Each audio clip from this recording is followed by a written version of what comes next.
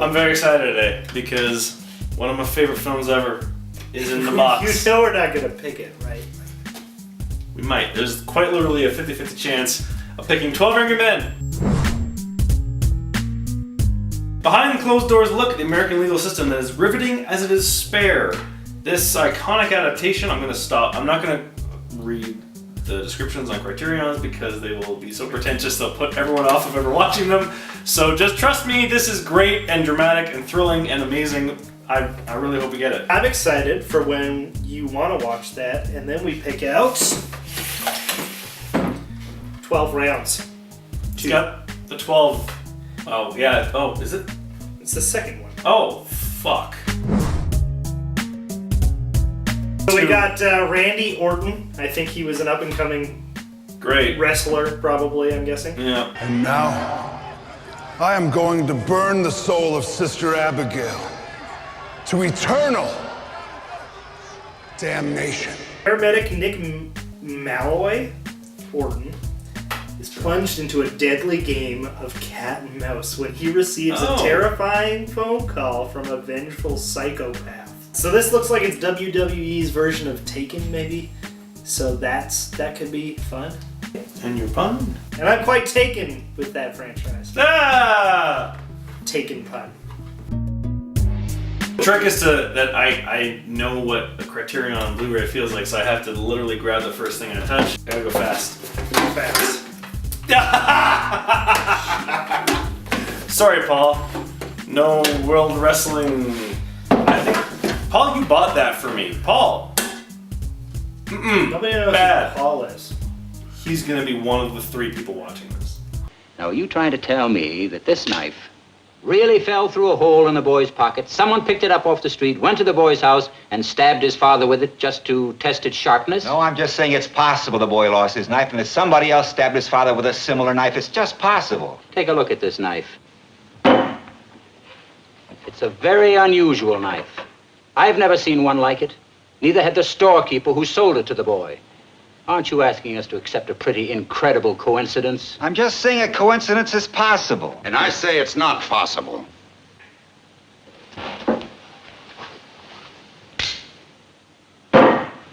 Where did that come from? It's the same knife. We got to watch what Riley wanted to watch, and And it was perfect. it was awesome, actually. I'm really happy to hear you say that. I thought it was a lot of fun. Good, I It was liked a really it. good movie. Yeah, good, great. It was one of the few times where usually you pump up movies that you like, and then I watched them. I'm like, yeah, they were good, Riley, but were they that good? And this was one of the few times where I thought you were right on the money. Yes. It starts out, and you see this kind of kid is on trial for a murder, and then you go back with the jurors. There's 12 men. They're all angry. They're all angry. What's it all Funny. No, nobody's hurt. Right? Right, nobody hurt. Well, this is the way I'd stab a man who was taller than I was. Look at the angle. Down and in. And this is the way it was done. And you're watching these guys decide if this guy's guilty of murder or not. And so they take a vote. There's the one holdout. So they all start out the movie thinking, yeah, this guy's guilty. And even what's his name, Henry Fonda. Yeah, he's the main hero character. He even starts out by saying, yeah, he's probably guilty. But I think if we're gonna say he's guilty, we deserve to at least talk it over a little bit amongst ourselves. Oh, what are we doing now? I guess we talk. Boy, oh boy. You really think he's innocent? I don't know. That's probably where the film gains its power, is that it's not sanctimonious, it's not preachy. No. It's not the guy saying, I'm gonna stand up for the little guy and against injustice.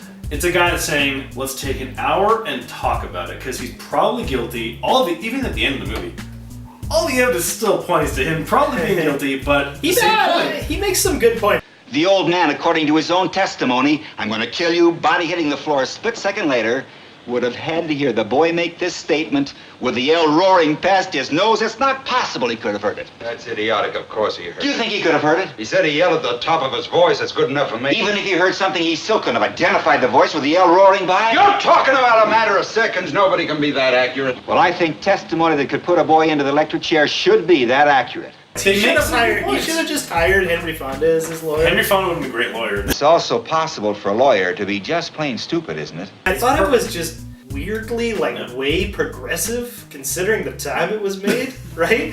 Yeah. I'd like to ask you something. You don't believe the boy's story. How come you believe the woman's? She's one of them, too, isn't she?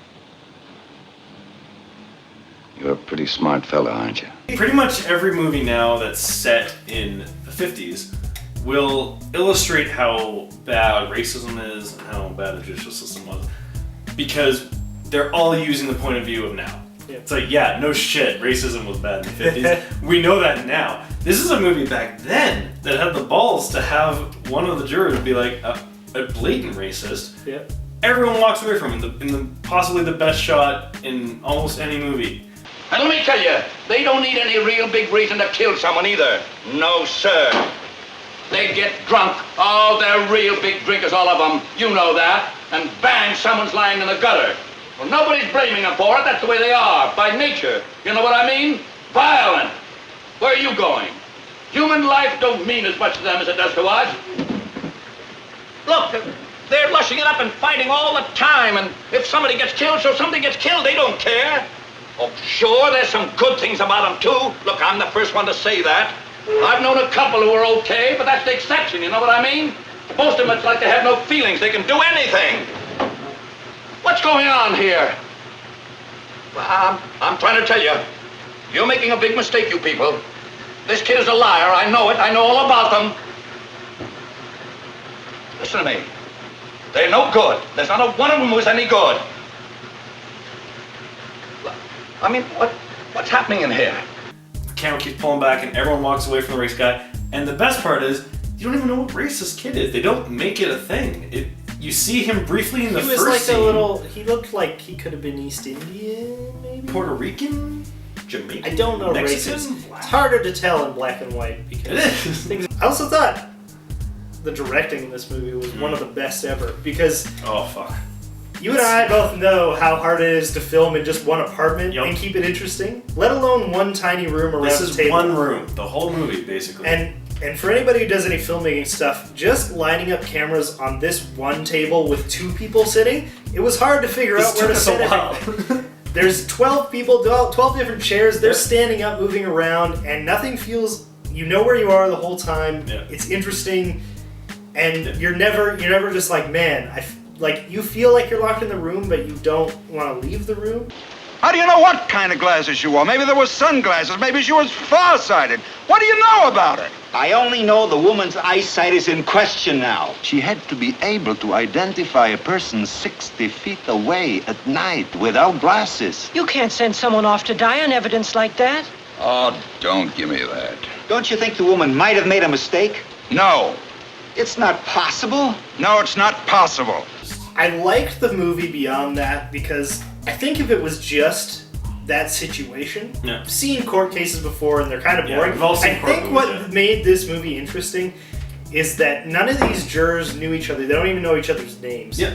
And Not till the end, yeah. they still make a point to have the characters have realistic ways and interactions to get to know each other. So you don't start out with any Yeah. preconceived notions about who's anybody. Like the one guy you kind of know because he's the one who stands up and is like, we need to go over this a little bit more. But everybody else, Yeah. you learn as you go, but you learn through a nice kind of creative way. Betting you've never been wronger in your life. If you're wasting your time, you ought to wrap it up.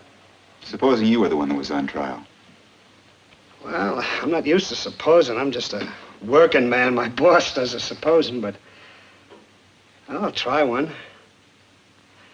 Supposing you talk us all out of this and kid really did knife his father, huh? Each character has clear traits without being, what's the No, word? Like obvious. Like yeah. nowadays in a movie, if a character's a badass, they'll wear leather and smoke. And that means that's their traits. But this one, it's like the ad guy constantly tries to make a joke. He doesn't always, but that's just what he's brought up with being an ad guy, so he does that occasionally. Okay, here's an idea. Let's run it up the flagpole and see if anyone salutes it. They didn't have any, like, too many doubles of characters. No. Everybody had their own little personality. Yeah, they all kind of thing. stand out. How rare is it to have 12 perfectly written characters? Like, you normally don't even get one. You normally don't even get one or two characters written where you can completely relate to them, understand them, feel a piece of yourself in them. This one has 12. In this fucking movie, there's 12 characters where you go, I understand them. I know where they're coming from. I see a bit of myself in them. That is perfect fucking movie writing right there. I feel sorry for you. What it must feel like to want to pull the switch. Ever since you walked into this room, you've been acting like a self-appointed public avenger. You want to see this boy die because you personally want it, not because of the facts. You're a sadist. Kill him out! You don't really mean you'll kill me, do you? I think it's pretty clear, like, we've been just giving this the most glowing review we've ever given anything, and we love to be mean to movies. We're crabby usually. We can't even think of anything about this movie, so that should tell you how awesome it is. Better than 12 Rounds 2, that's for God's sake. Seriously, just find it somewhere. Yeah. Don't buy it from Criterion. It's a crap website. It's worth the $40. One of the top 5 greatest films ever made is perfect. You can find it. So many torrent sites have it. Anyway, buy it legally, illegally download it. Okay. Just watch it somehow. Let's watch it somehow. Get your life together.